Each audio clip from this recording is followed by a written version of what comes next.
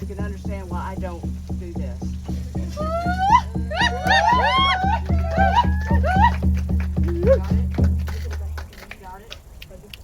Okay. It's great to be here and finally see this moment come to fruition. I just have about a 20 or 25-minute lecture, so I won't keep you here 10 minutes.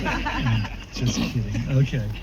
So the stereotypes that you see in this old marker, that the Karankawas were savages, that they were primitive, that they were cannibals, that they were giants, that they were nomadic, that they are extinct. All of those loaded terms, right? The stereotypes are in the old marker. They have been a part of Texas lore for a very long time. Spanish missionaries were the first to begin to perpetuate some of these really harmful stereotypes and descriptions. They were given new purchase in the Anglo invasion in the early 19th century, as people like Stephen F. Austin and others stated very, very plainly, the solution to the Karankawa problem is extermination. And these stereotypes, these myths, were used to justify the genocide of the Karankawa peoples. They continued to gain traction during the era of the Texas Republic, and they sunk into popular culture, and they persist even to this day. And this marker's 50 years old, but as one guy wrote, the three things that Stephen Harrigan, that anybody that went to school in Texas, those three things about the Karankawa, they were giants, they were cannibals, and they're extinct.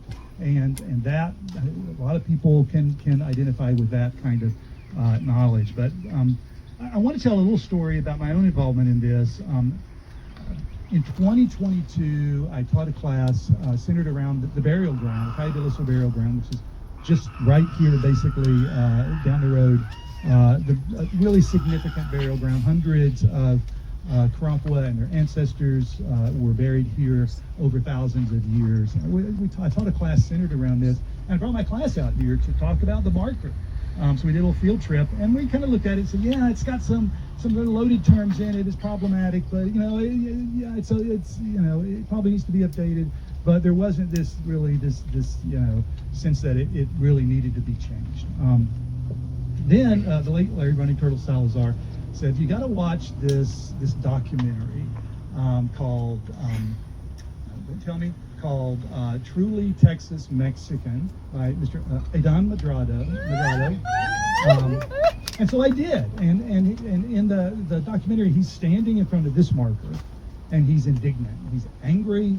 I can sense the pain of all of his history sort of coming out in that scene. And he's saying, this needs to change.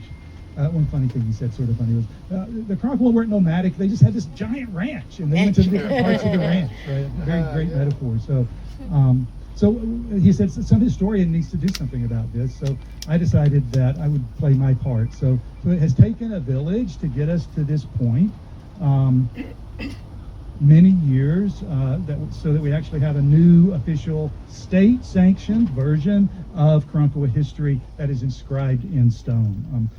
Scholars like Robert Rickless, archaeologists who knew more about the Karankawa than anybody from a scholarly perspective, helped to move the needle on correcting some of these misconceptions. A young historian named Ken Suter at University of Texas, Tyler, has done amazing work in partnership with the Karankawa, 100% in partnership, to, again, try to address these misconceptions. Countless non-Karankawa people, the Kiara had already mentioned, in the coastal bend, people like Larry Running Turtle Salazar and others who, year after year, kept this place sort of in the local memory of people through their annual marches to honor the Cayuga dead.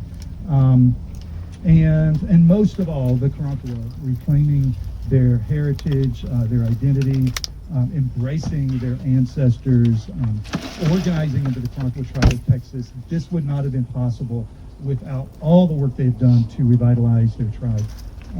Their insistence that this history needed to be corrected is why we stand here today with this new marker. Again, it's great to finally see this come to fruition. Thank you all for coming out.